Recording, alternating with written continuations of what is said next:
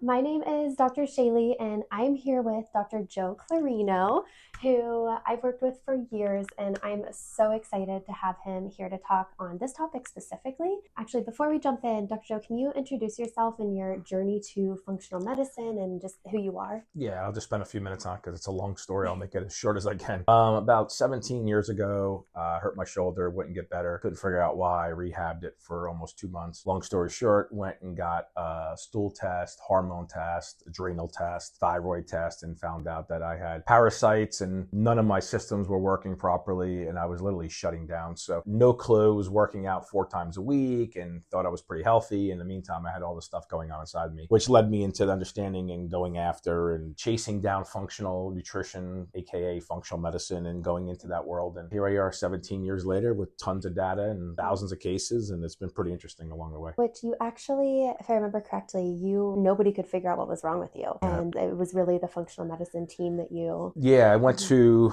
3 different medical doctors. Felt like something was in my throat. Something punched me in my throat. So I was like, it's got to be a thyroid problem. They gave me 3 medications for GERD, which it wasn't GERD. It was my thyroid. It was enlarged. I did an upper GI series, full-blown GI series. They told me I had a stomach of an 80-year-old. That was their diagnosis. I got a colonoscopy. They told me the same thing, that I have a really slow digestive tract, not understanding why or what was going on in the inflammation that was in the body. But it was all coming from this GI parasitic process that led down the road, which ended up being hormonal, adrenal, and thyroid, which was the end of the track. And that's where it showed up at. And remind you, it took 17 years to show up. Yeah. So where it started was I drank some river water when I was in college in West Virginia.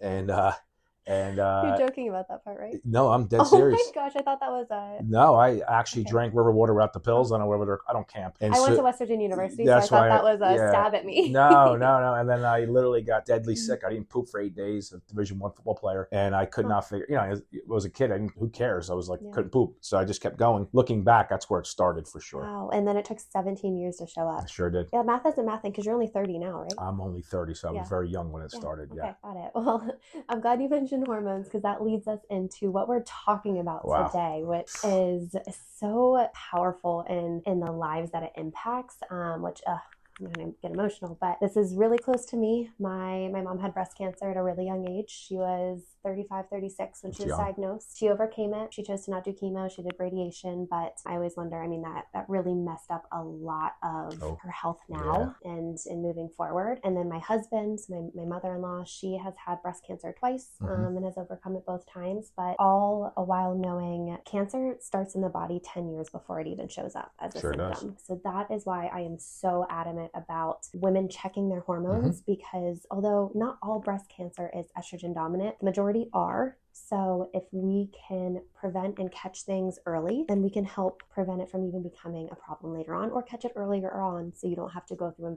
invasive treatment. So that's what we're going to talk about today, is breast cancer specifically, and how testing your hormones through a test that Dr. Joe is going to talk to us about can help prevent and detect early, this test is one that I do personally once a year. I make every female in my family do it once a year. Very good. So that we can just be ahead of our hormones. So why this matters, and I know you have some stats that you wanted to share with us, so if you want to jump into those. Yeah, I could throw some at you. So we have 316,000 or so invasive cases in the U.S. as of 2025. 1 in 8 women develop breast cancer, which is pretty high. It's staggering when you think about that.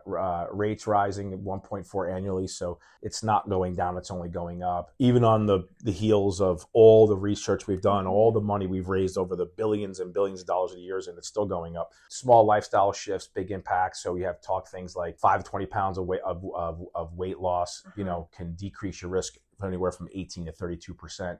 So we know that the exogenous things around us, our environmental things, are affecting not only our genes, but also which is affecting our hormones. So it's going down that realm. So, when you look at these breast cancers, you have estrogen receptors that are sensitive and non-sensitive, they're positive or negative, if you want to put it in those terms.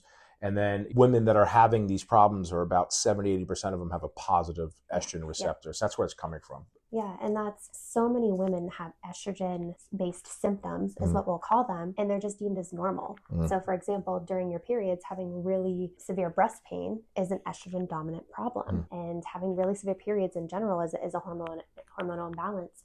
So whenever we're talking about, okay, there are estrogen positive and estrogen negative breast cancers, yes, you can't rule out all of them by testing your hormones, but the majority you can at least keep tabs on, whether you're metabolizing it, what you were telling me earlier, or not. So ultimately the goal is slower growing estrogen-based breast cancers are the ones that end up showing up later and then sometimes being missed, and they're not caught on mammograms. So whenever we're talking about estrogen and how your body metabolizes it, which I know you're going to get into, before we jump into that, there is a genetic component to breast cancer as well. So obviously if someone has the BRCA gene, they're more likely to develop breast cancer. But again, that's genetic testing is something that we can also do in the office here too. And looking at family history, looking at your demographics, looking at, are you more receptive to or prone to getting an ER positive breast cancer, or are you not? And we should be looking at those estrogens. So that's something that you would determine in functional consultation. Yeah, and I just want to take a side note on this real quick. Is I think some people, if they get tested and are like, I'm BRCA positive, I'm getting breast cancer, and that is not the truth. And so what happens is that's no different than saying, well, my dad had heart disease, my mom had heart disease, my grandparents had heart disease, I'm going to get heart disease. Are you more likely to get it? Yeah, you are. If you continue to do the same lifestyle, same environmental things that are driving it, and if you put those things into place and it triggers the gene, you're going to have heart disease, you're going to have breast cancer.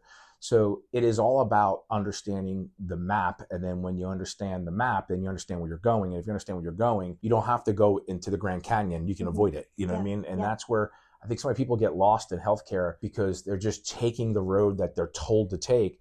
And it leads them right into the Grand Canyon instead of just taking the road around it and then saying, wait a second, I don't have to actually get involved in this and be part of it. Again, it's always about awareness and consciousness and what you're doing. And this is why this kind of testing is so important. It gives you a baseline of understanding exactly what your hormones are doing, what they're not doing, how they're clearing out, how they're not clearing out, where the balance is, where it's not balanced. We're going to get into that in a second. But those are the essential parts of really understanding your hormones.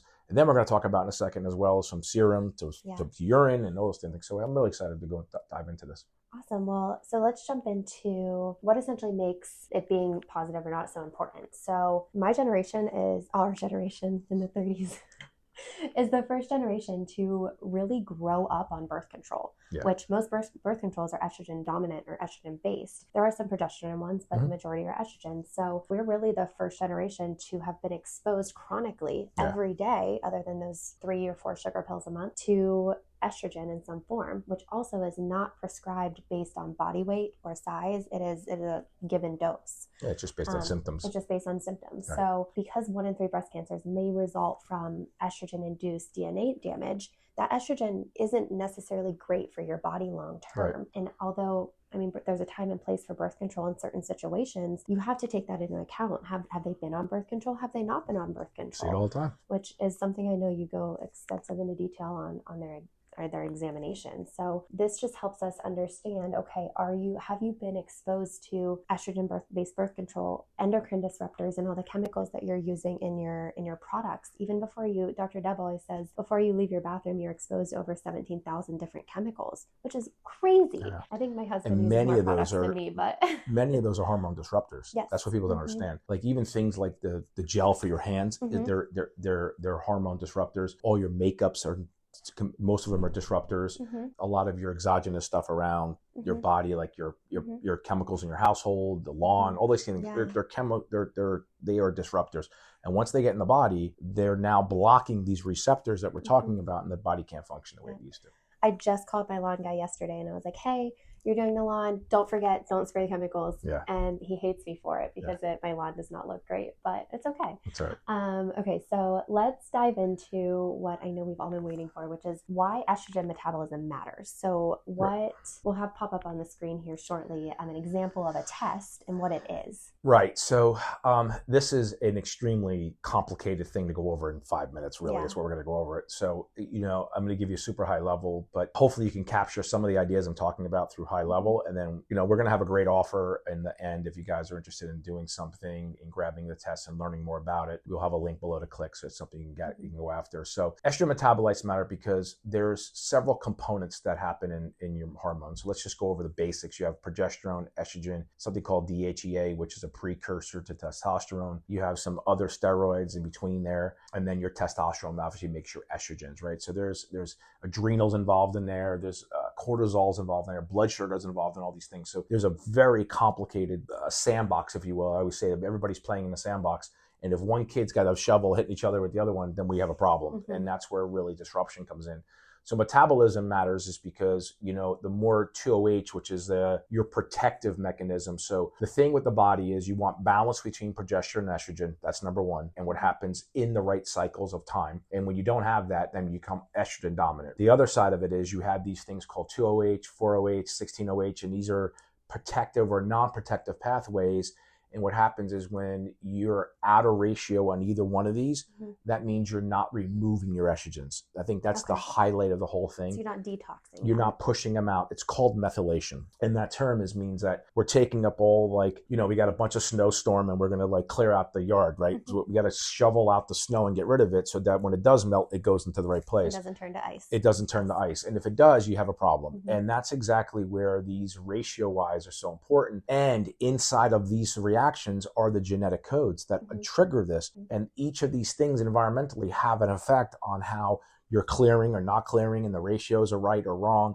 And that's why these components of looking at your blood, your urine versus your blood, are so different compared to what we normally do. Okay. Which that's something that we talk about a lot. So I know I've consulted with you on if I have a patient who just symptom-wise telling me that she has a hormonal imbalance or her symptoms are leading me down that path. And I've talked to you about the Dutch test, and you always want to see ideally blood and hormone together. Right. Can you talk about the differences in those two? You know, when I look at blood, it's always a snapshot of where your body is in that side of it, right? So it's looking at it from a perspective of, like, I would say, like, hey, this is what you're producing. It doesn't mean it's what you've actually utilized and kicked out. So in the body, serum is the actual production of what's it. So you could have really great levels, but doesn't mean the body actually utilized it or kicked it out the right way. Because you don't get a blood draw every single day. Exactly. And it's a snapshot in that second. When you're doing something like the Dutch test, we're looking at 4 to 5 different urination points throughout the day. So we're taking a snapshot throughout the day, and we're doing it inside of a certain window in a cycle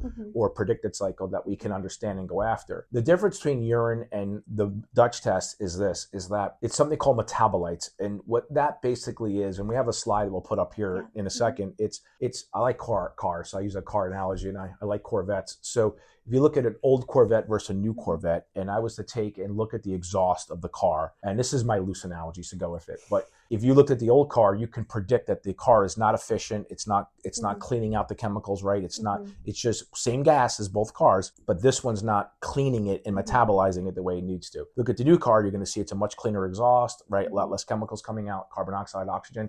So you're going to see those different things happening. And essentially, when you're looking at the Dutch test, you're looking at a day. We could even do a 30-day Dutch test, right? We could look at every day. Really cool. It's really cool. And you can look at every single thing that's happening and how are you making it, and then how are you actually utilizing it and kicking it out. When you have that data, it becomes extremely important to understand how your hormones are working or not working, how they're clearing out, how they're not clearing out, how your body's adapting it. Now, that's just the red thread of what we're talking about. That does not include how it affects your thyroid, how it affects your adrenals, how it affects your cortisol levels, which is like all your fat around your waist, on your mood, your fatigues, your sex drives, your headaches, your vaginal dryness, your itchiness, all these different things that are come along with having disrupted hormone symptoms. I mean, those are just a handful of symptoms that go along with it. Foggy brain. I mean, I can go on for 5 minutes with symptoms from these things. And women go in and they're looking for an answer, and they go to Dr. A, and they're looking at it from this particular lens, not a global lens. When you're doing anything, especially in functional nutrition or functional medicine, is you have to put your arms around all of these problems, and then you turn it as one unit. Yeah. Right? When you start turning each one individually, none of them actually really get in sync. They're just turned. You may feel good for a minute, but you're not resolving the whole thing. And I think that's where often a lot of times we go wrong in working. We'll work with one thing and we're not actually dialed it all in at the same time. Well, you're chasing a symptom. Yes. You've used an example for me before where, like, a watch has gears, and if multiple gears are broken and you go in and you fix one gear, it's not going to fix the watch. Yeah. It might start ticking, but if all the gears aren't working together, then it's still ticking slow. And after 2 days, your watch is off. It's off. Again. You have no time. So with the 24-hour urine hormone, that's the one that I particularly do every year. Is that something that only women should do, or is that something that men can do as well? No, it applies to both. I mean, women get more data out of it because they have more complicated hormones. But either way, we are complex. Yeah. But either way, I mean, you could look at a man can have testosterone, which is their dominant hormone. But if they're not absorbing it and utilizing it and kicking it out, then the metabolite doesn't matter. Those same things apply to men. If there's things that are blocking it, if your detoxification process isn't there, you're not moving hormones through the body, or you're just blocking overall cellular reception. So just a quick note on this one too is when we talk about receptors, to give you an understanding, think of them like a lock. Every hormone has a lock, every single one, no matter what it is. Insulin, sex hormones, thyroid, they all have locks. And think of the actual hormone as the key. And when the key meets the lock, it undoes it, and then the cell's happy. Whenever that lock is blocked by two different things, particularly, usually toxins or inflammation, that's what drives dysfunction. Then it just cascades down all the way through. If there's a hormonal problem in the body, it's usually at the bottom of the ladder. What I mean by that, it started way up, and then this is the bottom of the rung. So that means there's other things in there that are causing this problem to be there. And often we try to solve it from the bottom up, and it's not how you fix it. You fix it from the top down. Got it. So I know you had an example of a very estrogen dominant female that you wanted to go over. So I'll go ahead, I'll pull the report up here. And so if you could just talk through this would be, again, I know you would go much more in depth, but just to give us an overview of what essentially the Dutch is looking at. Yeah, and if you do the test with me, you'll see, we'll go over this in detail, but just for high level, pregnenolone is the top of all mother hormones. Your cholesterol actually makes your pregnenolone. So here's a little side note. Whenever I see women in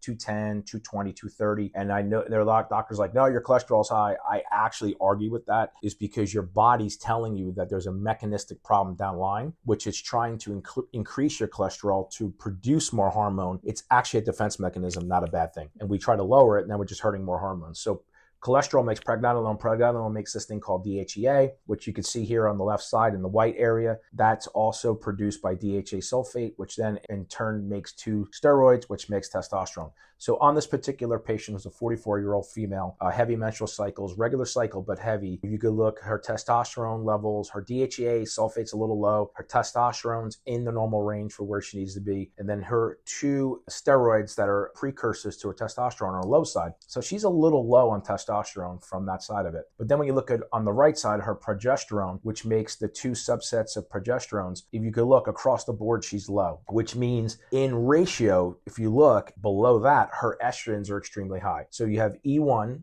E2, and E3. So if you look below there, you can see. So the main one is your E2. That's your estradiol. That's the main one that's in the body. That's the more protective one. The E1s and E3s are less protective. They're the more damaging ones. So you need a proper ratio between your progesterone and your estrogen. If that's not there, it's number one problem, is that to make sure the ratio is there. But in this particular case, you can see this particular female is highly estrogenic across the board. She's loaded across the board on all three. So then we go down below and I talk about the 2HO, the 4HO, the 16HO, and the ratios. And you can see her 16HO and 4HO are extremely high, which means that those are her non-protective, getting rid of some of the bad estrogens. It can't. So that means she's making high estrogens, bouncing them around, the bad ones, and the body's not clearing them out. That's where cancers can derive from, because it's creating cell proliferation. In other words, estrogens like other cells. It like to grab each other, hold on, and build and build and build and build. And when it has progesterone around it, it slows that process down. It kind of says, hey, you really don't need that one. You don't need that one. You don't need that one. Without it, it just goes and gets whatever it can get. So then when you look below the two red squares, you could see the 2OH. Well, that's a 5.83. From a ratio perspective,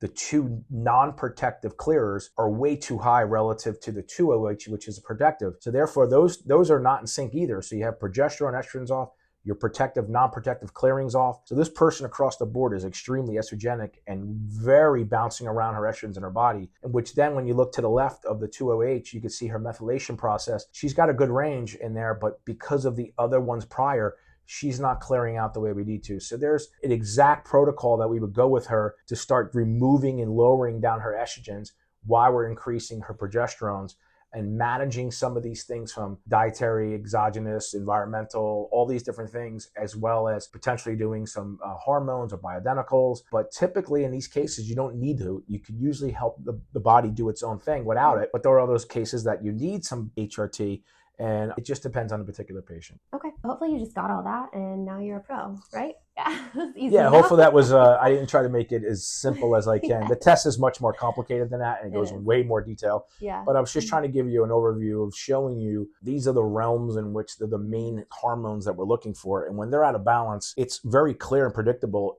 And then you can rerun these labs and see things actually move and change. Which I've seen, which is so cool. It's really wild. Yeah, it's really neat. And then, in essence, you're also moving genetics, because if you're moving that, you're moving genes. Yeah. So it's some really cool work you can do. And so much of it is well within reach of people what they can do. It's just a matter of breaking some of their habits, changing some of their environmental things, and getting the right foods and supplements in their body. And it'll actually flip its script normally. Which, well, step one is you would never get that information from doing just a normal blood hormone or even a urine hormone at your typical PCP, which is so frustrating for me on not being able to know that information. One thing I wanted to mention when you brought up cholesterol and hormones is typically hormones, when there's too much of it in the body, I didn't learn this until later on, until I was in school, hormones like to store in fat tissue. So a lot of times whenever you have weight gain, when someone's put on birth control, it's because there's excess hormones in your body, and your body, it doesn't know what to do with excess hormones. So a lot of times that's a symptom of someone that might have a hormonal imbalance, is they have abnormal weight gain. And you had mentioned around the belly especially, which I know happens with women when they start to go into perimenopause or menopause, is they start pulling, which that's a whole other webinar for a whole other talk, a whole other time. But I know you wanted to mention some of the symptoms that would drive someone to say, okay, is this test right for me, or is it not? Well, I mean, I think you mentioned earlier breast tenderness. I mentioned a few of them earlier as well. You get fatigue, brain fog, exhaustion, high exhaustion, especially. Painful periods, that was a big painful one. Periods, stool issues, a lot of diarrhea, non-diarrhea, constipation, on-off, all those kind of things are very indicative of hormone issues. That's why many women get like diarrhea during their the PMS period. Yeah, because you're actually creating high histamines, which is dumping out, and that's why your body's trying to clear it out, like antihistamine. It's creating high histamines. It's a whole process to that. What else? Obviously low sex drive, vaginal dryness, vaginal itchiness, blood sugar dysregulation. So starving, like the hangries, that can come from hormones. Headaches as well. Headaches, migraines, see that all the time. So I'm sure I'm missing a few others, many others, but that's the big ones that I top of my head. And if anybody's suffering with those things and it's been repetitive and your cycles seem to be on off or heavy cycles, or you're not having a cycle anymore, these are the things that you really need to be looking at. Otherwise, you're always looking at it from the top layer and not all the granular pieces, which is where the magic and the juice is. Yeah, which I know for all the women watching this, we are not taught that your cycle is a vital sign, but it is a vital sign. If your cycle is abnormal, or you're not getting it every month, or you're just like, oh no, I'm just a heavy bleeder and I bleed for 8 to 10 days, that is abnormal. So look at your cycle, and that is, I think, one of the first indicators. I know more about cycles than most women do. That's true. There was a couple times I thought I actually had a period, but I didn't. If one shows up, then that's where I was like, wow, I'm so connected to this. This is like, wow, it's pretty weird. But to be honest, if you get a period, I'm going to take credit for it, because I know my hormones mess up everyone in this office. All right. Well, I know I don't want to take too much of your time, and you've given us so much information, but I know you wanted to offer something really special. Yes, if you click the link below, one of the things I want to do for people is, because you could order the test. A lot of places will sell this test, but if you want to purchase it, we have it on sale. And as well as I will do a free in-person interpretation for you, which is insane. I just don't understand the value of that. Yeah. This test is, you just saw a glimpse of it. It is so overwhelming, but so powerful in all the information, and is such a great tool to be able to utilize and to get your 16, 17, I don't even know, years of experience in interpreting it. That is invaluable. Yeah, and our goal here is to make awareness around this. That's what the whole month's about, is breast cancer awareness. And I just think so many women are finding the information from an outside source, and I would love to get it to a granular source, and then just teach people what it is about their bodies and how to maneuver through this thing called life and actually be healthier. So that's why we're making that offer. So if you're really interested in doing something, just click the link below. We'd love to have you and see you, and then it'll lead you down the whole path. So awesome. And we can do those consults virtual or in person, right? Yeah, we can do both. Okay. Yep. Awesome. Well, thank you guys so much. Hopefully you stuck around so you could find out about that amazing offer that literally has never been done. So click the link, let us know if you have any questions, and please like, share, and comment so we can spread the word and make sure everybody stays healthy as long as possible. Thanks, Dr. Shaleigh. Appreciate it.